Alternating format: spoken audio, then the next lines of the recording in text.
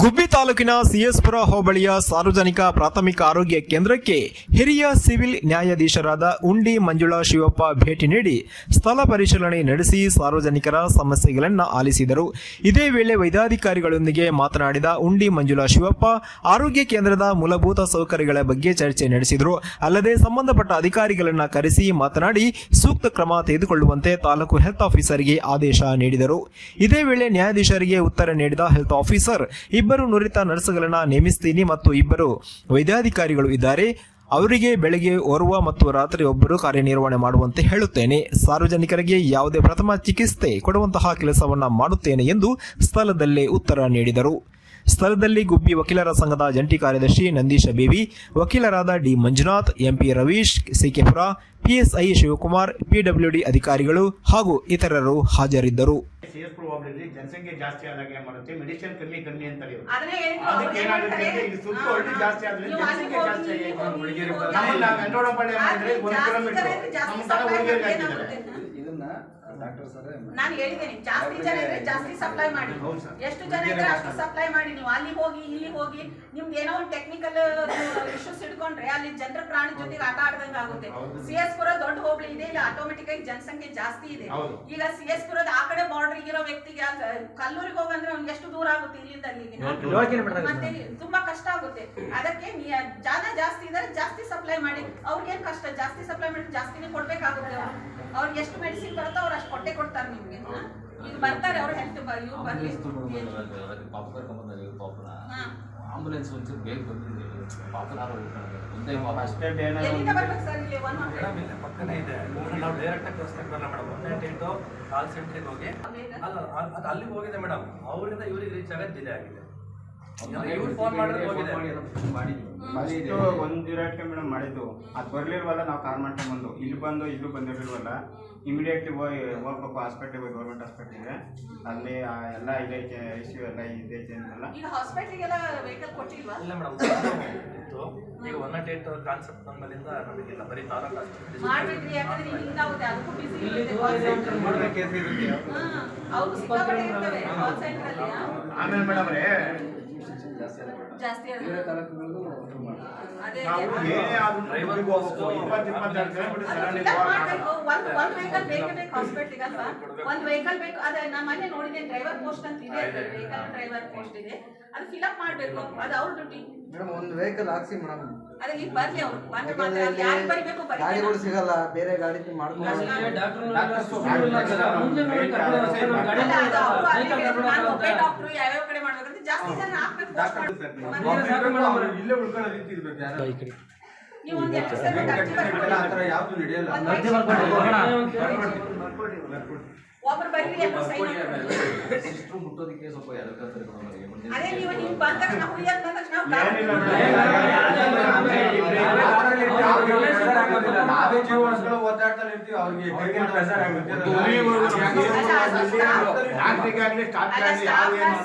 ಅಷ್ಟೇ ಜ್ಞಾನ ಇರುತ್ತೆ ಅವ್ರಿಗೆ. ಡಾಕ್ಟರ್ ಇರೋ ಜ್ಞಾನ ಸ್ಟಾಫ್ ನರ್ಸಿಗೆ ಇರೋದಿಲ್ಲ.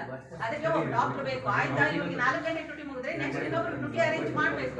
ಒಂದು ಇಂಜೆಕ್ಷನ್ ಕೊಟ್ಟಿದ್ರು ಮೇಡಮ್, ನಮ್ಮ ಮಗು ಬರ್ತಿರೋದು ಇಲ್ಲಿಂದ ಜೀವ ಇತ್ತು ಮೇಡಮ್. ಹೌದೌದು. ಇಲ್ಲಿಂದ ಅಲ್ಗೋಗ 10 ನಿಮಿಷ ಆಯ್ತು ಸರ್. ಇದು ಕೆತ್ತಾಗಿ ಎಲ್ಲ ನೋಡಿರು, ಇದೆಲ್ಲ ಹಾಕಿರು. ಆಯ್ತು ಬಿಡು, 10 ನಿಮಿಷ ಆಯ್ತು ಸರ್. 10 ನಿಮಿಷದ ಮುಂಚೆ ಯಾವ್ದು ವೆಹಿಕಲ್ ಮತ್ತೆ ಗಾಡಿ ಮಾಡ್ಕೊಂಡು ಬರ್ತಾ ಇದೆ ನಡ್ಕೊಂಡ್ ಬಾ. ಒಂದೇ ಪಾಪ ಒಂದೇ ಪಾಪ ಮೇಡಮ್. 10 ವರ್ಷದಿಂದ ಮೇಡಮ್ ಒಂದೇ ಕೊಡಿ ಬರೆಯಕ್ಕೆ. ಸ್ಟಾಫ್ ನರ್ಸ್ ನೀವು ಒಬ್ರು ಬರೀರಪ್ಪ, ಯಾರು ಬರ್ದವ್ರು ಸಹಿತ. ಇಂಜೆಕ್ಷನ್ ಹಾಕಿದ್ರೆ ಬೇರೆ ಹಂಗೆ ಬಂದಾಗ ಯಾವುದೋ ಒಂದು ಇಂಜೆಕ್ಷನ್ ಹಾಕಿರ್ತಾರೆ, ಡೆತ್ ಆಗುತ್ತೆ. ಸಿಸ್ಟರ್ ಹಾಕಿಲ್ಲ ಇಂಜೆಕ್ಷನ್ ಅಂತ ಗಲಾಟೆಗಳು ಬೇಕು. ಇನ್ಸಿಡೆಂಟ್ ಆಗಿರೋದು ಅದಕ್ಕೆ ಏನಾರ ಆದ ತಕ್ಷಣ ನಾವು ಎಲ್ಲರಿಗೂ ಡಾಕ್ಟರ್ಗೆ ಬ್ಲೇಮ್ ಮಾಡಕ್ ಶುರು ಮಾಡಿದ್ರೆ ಅವ್ರಿಗೂ ಭಯ ಆಗ್ಬಿಡುತ್ತೆ.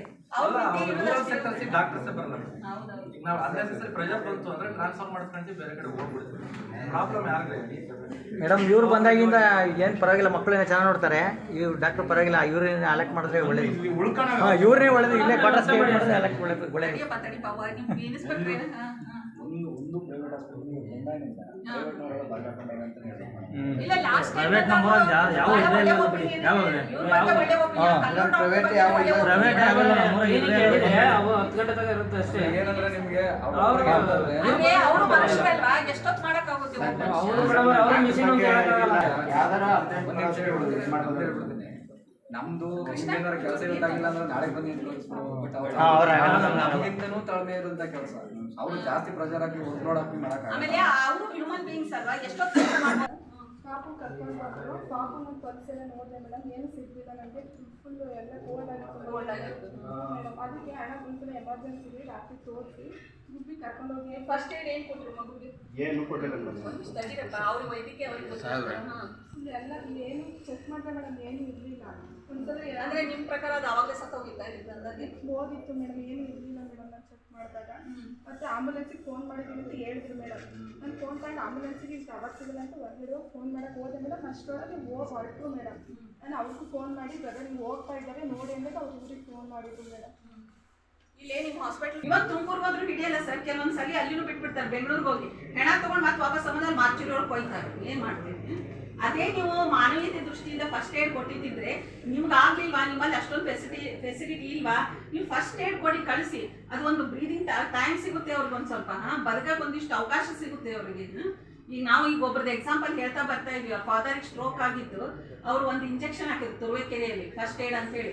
ಅವ್ರು ಹೇಳಿದ್ರು ಇದು 1.5 ತಾಸು ಅಷ್ಟೇ ಕೆಲಸ ಮಾಡುತ್ತೆ ಇಂಜೆಕ್ಷನ್. 1.5 ತಾಸಲ್ಲಿ ಅವ್ರಿಗೆ ಸರಿಯಾದ ಟ್ರೀಟ್ಮೆಂಟ್ ಸಿಗದೆ ಹೋದ್ರೆ ಯು ವಿಲ್ ನಾಟ್ ಸರ್ವೈವ್ ಅಂತ. ಬಟ್ ಲಕ್ಕಿಲಿ ಅವ್ರಿಗೆ 1.5 ತಾಸಲ್ಲೇ ತುಮಕೂರಲ್ಲಿ ಸಿದ್ಧಗಂಗಾ ಹಾಸ್ಪಿಟಲಲ್ಲಿ ಕರೆಕ್ಟಾಗಿ ಟ್ರೀಟ್ಮೆಂಟ್ ಸಿಕ್ತು. ಅದು ಬದುಕಿಸಿದ್ದೆ ಆ್ಯಕ್ಚುಲಿ ಅಲ್ಲಿ ಮೇನ್ ಟ್ರೀಟ್ಮೆಂಟ್ಗಿಂತ ಇಲ್ಲಿ 1.5 ತಾಸು ಏನು ಕೊಟ್ಟಿದ್ದಲ್ಲ ಒಂದು ಇಂಜೆಕ್ಷನ್, ಅದು ಆ ಇಂಜೆಕ್ಷನ್ನೇ ಬದುಕಿಸಿದ್ದಿಲ್ಲ ಅಂದ್ರೆ ಆನ್ ದ ವೇ ಗುಬ್ಬಿ ತುಮಕೂರಿಗೆ ಹೋಗೋಷ್ಟರಲ್ಲೇ ಡೆತ್ ಆಗಿಬಿಡ್ತಿತ್ತು ಅಲ್ವಾ. ಅದಕ್ಕೆ ಫಸ್ಟ್ ಏಡ್ ಏನಿದೆಯಲ್ಲ ತುಂಬಾ ಇಂಪಾರ್ಟೆಂಟ್. ಅದಕ್ಕೋಸ್ಕರನೇ ಈ ಪ್ರೈಮರಿ ಹೆಲ್ತ್ ಸೆಂಟರ್ಗಳನ್ನ ಮಾಡಿರೋದು. ಇಲ್ಲ ನಿಮ್ಗೆ ಯಾಕೆ ಮಾಡ್ತೀರಿ, ಎಲ್ಲ ಬರೀ ಅಲ್ಲಿ ಗುಬ್ಬಿಯಲ್ಲಿ ಸಿಟಿಯಲ್ಲಿ ಮಾಡಿ ಅಂತ ಹೇಳ್ತಿದ್ರೆ ಪ್ರೈಮರಿ ಹೆಲ್ತ್ ಸೆಂಟರ್ ಅಲ್ಲಿ ಈವ್ನಿಂಗ್ ಯಾವುದೇ ಬಂದ್ರು ಮ್ಯಾನೇಜ್ಮೆಂಟ್ ಮಾಡ್ತಾರೆ. ಯಾವ್ದನ್ನ ನಮಗೆ ವಾಪಸ್ ಕಳಿಸಿಲ್ಲ. ಹೆಡ್ ಇಂಜರಿ ಬಂದ್ರು ಹೊಲಿಗೆ ಹಾಕ್ಬಿಟ್ಟು ಇಮಿಡಿಯೇಟ್ ಡ್ರೆಸ್ಸಿಂಗ್ ಮಾಡಿಬಿಟ್ಟು ನೆಕ್ಸ್ಟ್ ರೆಫರ್ ಮಾಡ್ತೀವಿ. ನೀವಿಲ್ಲ ಅಂತೀರಿ, ನಮ್ಗಲ್ಲಿ ಬರ್ತದಲ್ಲ ಕೋರ್ಟಲ್ಲಿ ಎವಿಡೆನ್ಸ್ ಅಲ್ಲಿ ಮಾಡ್ಲಿಲ್ಲ, ಕಳಿಸ್ಬಿಟ್ರು, ಹಿಡಿಲಿಲ್ಲ, ನೋಡ್ಲಿಲ್ಲ. ಇದು ಆಗ್ತಿದ್ರೆ ನೀವು ಈಗಲೇ ರೆಕ್ಟಿಫೈ ಮಾಡ್ಕೊಳ್ಬೇಕು ಇವನ್ನೆಲ್ಲ. ಮತ್ತೆ ಮೆಡಿಸಿನ್ ಪ್ರಾಬ್ಲಮ್ ಸಾಲ್ವ್ ಆಗ್ಬೇಕು. ಅವ್ರು ಇವರಿಗೆ ಸ್ವಿಚ್ ಆಫ್ ಬರ್ತಾ ಇದೆ ಮೇಡಮ್ ಫೋನ್. ಅವ್ರಿಗೆ ಗೊತ್ತು ನಾನು ಇಲ್ಲಿ ಬಂದೀನಿ ಅಂತ ಹೇಳಿ. ನಾನು ಕಳಿಸ್ತೇನೆ ಬಿಡಿ, ಅವ್ರಿಗೆ ಸರಿ ಮಾಡ್ತೇನೆ. ಅವ್ರಿಗೆ ಈ ತರ ಅನ್ಸೈಂಟಿಫಿಕ್ ಆಗಿ ಫಿಕ್ಸ್ ಮಾಡಿದ್ರೆ ಏನಾಗುತ್ತೆ ಸರ್? ಇಲ್ಲಿ ಎಲ್ಲರದ್ದು ಅದು ಇವನ್ ನಮ್ದು ಇನ್ಕ್ಲೂಡಿಂಗ್ ಇರ್ತೀನಿ. ನಾವು ಇಷ್ಟು ಎಜುಕೇಟೆಡ್ ಅಂದ್ರೂ ಕೂಡ ನಾವು ನನ್ ಬಂದಿಲ್ಲ ಪುಣ್ಯಗೆ. ನಂದು ಪೇರೆಂಟ್ಸ್ ಅದೆಲ್ಲ ನೋಡ್ತೇನಿಲ್ಲ. ಲಾಸ್ಟ್ 1 ಟ್ಯಾಬ್ಲೆಟ್ ಇರೋ ತನಕ ನೋಡ್ಕೊಳ್ಳಲ್ಲ ಅವ್ರು. ಲಾಸ್ಟ್ 1 ಟ್ಯಾಬ್ಲೆಟ್, ಅಯ್ಯೋ BP ಟ್ಯಾಬ್ಲೆಟ್ ಮುಗಿದ್ಬಿಡ್ತು, ಅಯ್ಯೋ ಶುಗರ್ ಡಯಾಬಿಟಿಸ್ ಟ್ಯಾಬ್ಲೆಟ್ ಮುಗಿದ್ಬಿಡ್ತು. ಏನೋ ನಮಗೇನೋ ನಿಯರೆಸ್ಟ್ ಅವೈಲೇಬಲ್ ಇರುತ್ತೆ ತರಿಸಿ ಕೊಡ್ತೇವೆ. ಈ ಪಾಪ ಇಲ್ಲಿ ಹಳ್ಳಿ ಜನ ಇನ್ನೂ ಅವ್ರಿಗಿಂತ ಅವ್ರಿಗೆ ಎಜುಕೇಶನ್ ಇರೋದಿಲ್ಲ. ಮತ್ತೆ ಅವ್ರಿಗಿಂತ ಅವ್ರ ಲೈಫ್ ಒಂಥರ ಪ್ರೆಷರೈಸ್ ಇರುತ್ತೆ. ಅವರು ಲಾಸ್ಟ್ ನುಂಗೋ ತನಕ ನೆನಪಿರಲ್ಲ ಅವ್ರಿಗೆ. ಅಯ್ಯೋ ಇವತ್ತು ಮುಗಿದೇ ಬಿಡ್ತೀವಿ, ಇವತ್ತು ತಗೊಂಡೇ ಮುಗಿದೇ ಬಿಡ್ತು. ಅವಾಗ ಇಮಿಡಿಯೇಟ್ ಆಗಿ ಅವ್ರಿಗೆ ಇಲ್ಲಿಲ್ಲ ಹೋಗ್ರಿ ಅಲ್ಲಿಗೆ ಹೋಗ್ರಿ, ಅಲ್ಲಿನೂ ಇಲ್ಲ, ಮುಂದೆ ಹೋಗಿ ಇಲ್ಲೇ ಹೋಗಿ ಅಲ್ಲೇ ಹೋಗಿ ಹೇಳೋಷ್ಟರಲ್ಲಿ 1 ದಿವಸ ತಗೊಂಡಿದ್ರೆ ಏನಾಗುತ್ತೆ ಸರ್ ಅವ್ರಿಗೆ?